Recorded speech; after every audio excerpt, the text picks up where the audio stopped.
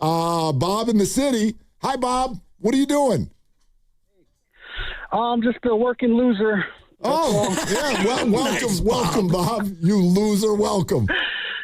Yeah, I was going to say it's always Pac Bell for me. Just up there with Candlestick and Kezar. Yep. Anyway, I think the Giants model is the corporate model, basically, which is invest as little as you can. Well, not necessarily, but invest, but not as much as you could, but also, make that money. And part of the problem is that it's not any one family that owns it. It's a conglomerate of investors. So I don't know, every few years it's a new head of the investment group. So that might have something to do with it. And then there's something else I wanted to mention earlier this season, but I never got a chance to call in. Do you think, like, when we got Devers, that he kind of resembled Solar when we invested in Solar after he had that great season with Atlanta? And then he came here and didn't do anything. Yeah. And then earlier this year, Devers was kind of the same way. And I'm thinking to myself, man, we keep going after these sluggers and they just don't perform. But now he's starting to pick it up, obviously. So what do you think about that? Well, Bob, first, I think you're not a loser. Thank you for calling. And second, thank you for Jorge Soler. Soler, who I haven't thought about. I haven't either. So today's the 1-year anniversary of the Giants acquiring Rafael Devers. So I'm glad Bob brought that up. I don't know if Bob knew that, but that's something that's certainly worth our time. Today is the 1-year anniversary of Raffy Devers. I would never put Raffy Devers and Jorge Soler in the same sentence. I know that they can both hit the ball a long way. Jorge Soler dreams of being Raffy Devers for one day as far as their baseball overall ability. But I know that San Francisco, we have not really been treated to the Raffy Devers that the rest of the Major League Baseball world knew.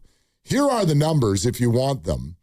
Prior to June 15th, 2025, Raffy Devers as a Boston Red Sox in his career, a .279 hitter with an .859 OPS and a strikeout rate of 21.3. That was Raffy Devers' career prior to being a San Francisco Giant, and those are pretty great numbers. In 1 year as a San Francisco Giant, that batting average goes from .279 to .235. Ooh. The OPS goes from .859 to .762. And that strikeout rate goes from 21.3 to 29.8. That's the tail of the tape, 1 full year, 1 full calendar year, but therefore 1 full season of Rafael Devers as a Giant. Not disgusting, but not Raffy Devers. Right, not as advertised. No, not at all. You acquired Raffy Devers, and that's what, 7 years or 8 years worth of Major League Ball before he came here? That might be a little hot because he's not even 30 yet. But yeah, he's been playing for a long time. Long enough to where, like, you are what your baseball card says you are. No and doubt. Those numbers are not what we've gotten so far through a full year, 162 games, and I won't put the team's record squarely on Raffy Devers, but it has been more than coincidental. You're not wrong. It was actually 2017. He only played a little blip of that season, less than 60 games, less than a third of the season, or a little bit more than a third, I guess. But anyway, about a third of the season in his rookie year, 2017. But yeah, that was, if you count that year, that was 8 seasons, basically, with the Red Sox. That's a big body of work. Yeah, he came up when he was 20. Yep. Did you mean that to be a pun? A big body of work? Yeah. No, like, because he's a big guy? Yeah, that might have been his nickname. No. Big body of work. Yeah, like I'm not round mound of rebound. Right, yeah, big body of work. Jorge Soler quietly 6'3", 235. As I look at his numbers. He's a humongous man. Yeah. Yeah. And he's an Angels. He's still he's still playing his trade. Yeah. How's he doing? I think he's on the IL right now, but he's doing what he always does, which is... Does he hit ball far? Either he homers it or he gets out. Yeah. So he's got 9 home runs and he's batting .220. Oh, that's what he did here. That's good to know. Much, yeah, okay. Lots of double plays? I would imagine. Yeah, only 7 this year. Okay. Only 7 in 58 games, so it's about 1 a week. Yeah.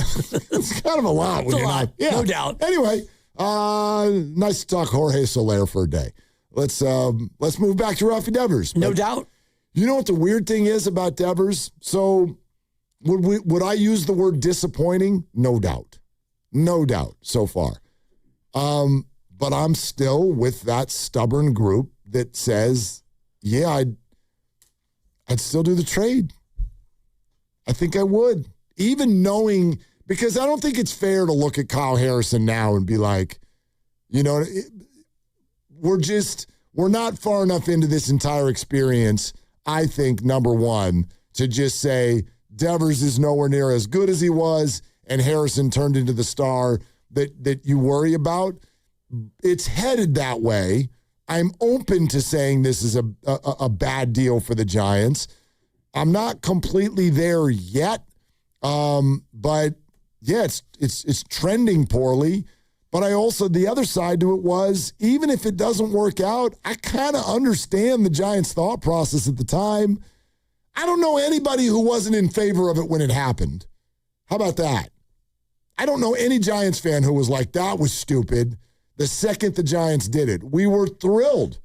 We were thrilled because we didn't believe in Kyle Harrison. I think we had started to sour on Kyle Harrison and what he had been in the small sample we've seen. Oh, and they needed a great bat.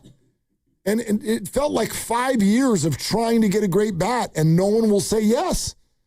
And then the realization that Willy Adames is just kind of a good-ish bat. Not a great bat. Like, we wanted a great bat. So you got Raffy Devers. You're like, that's a great bat. He just hasn't been a great bat for the Giants. He's been a good-ish bat. Right. But, I mean, not good-ish enough to, like, account for what you gave up. And not yet, yeah. Well, and you look at Kyle Harrison, and I just punched up the numbers. 13 starts this year. He's 8-1 with a 2.47 ERA.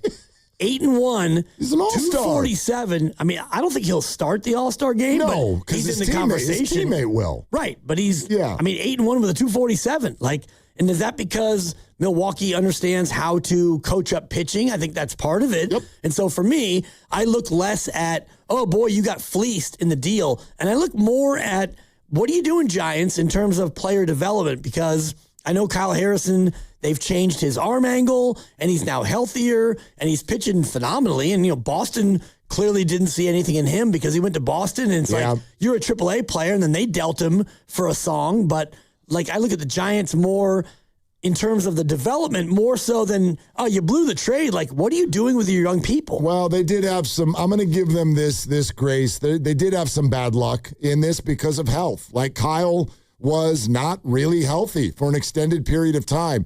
But yes, there's a development question in there, and they didn't trust it enough, and they didn't do enough.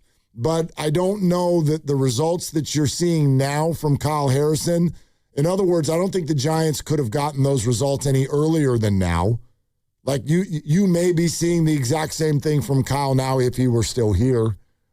And they didn't fully give up on him, air quotes, because they got Rafael Devers for him, a legitimate, great hitter in his 20s. Right.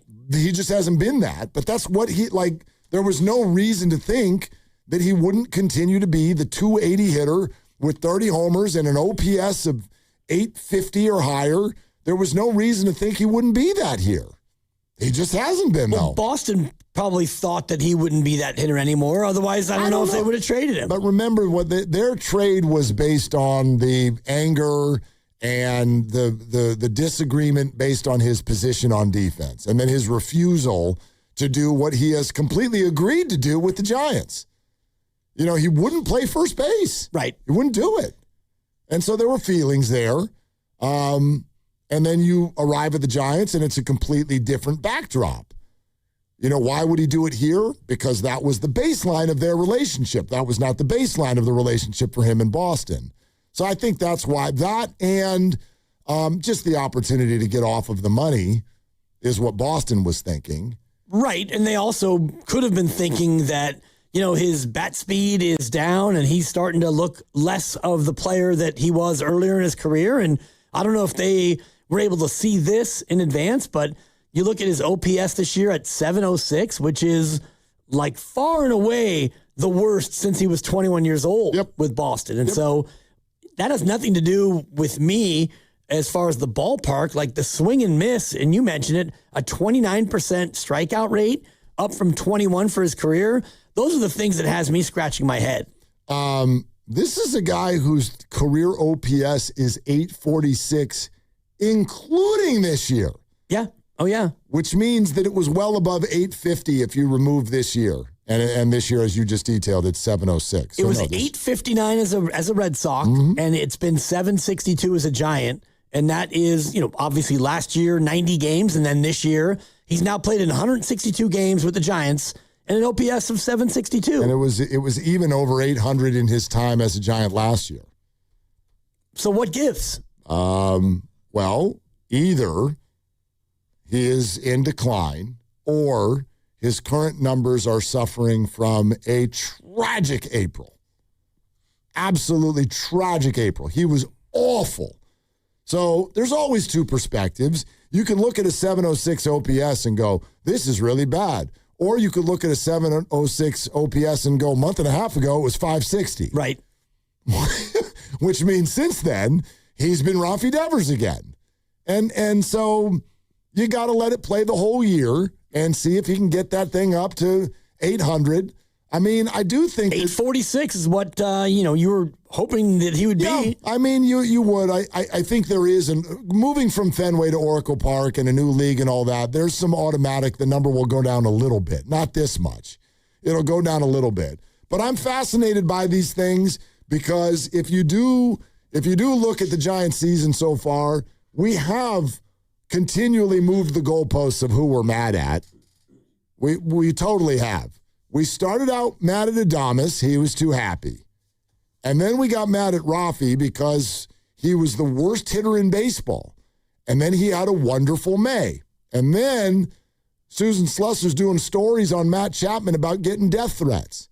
2 weeks later, Ken Rosenthal just dropped an article that suggests as the Giants start to explore trades, Devers and Adames are the two that they probably can't get rid of because they're quote unquote underperforming.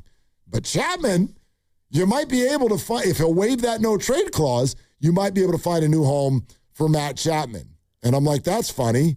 So he's the one who's not underperforming. 2 weeks ago, he was an article about death threats. Right. But he's been awesome from the moment that article came out. He's been absolutely awesome. So why can't Raffy Devers be that 2 weeks from now? Oh, he sure can. And you look at his March and April, 537 OPS. May, 949. Yep. June, 594. Yep, we're back down again. Yeah, well, I mean, we're back down like way below what he normally is. So my question is like, what gives? I don't know. What's the deal? I don't know. I don't know if anybody knows.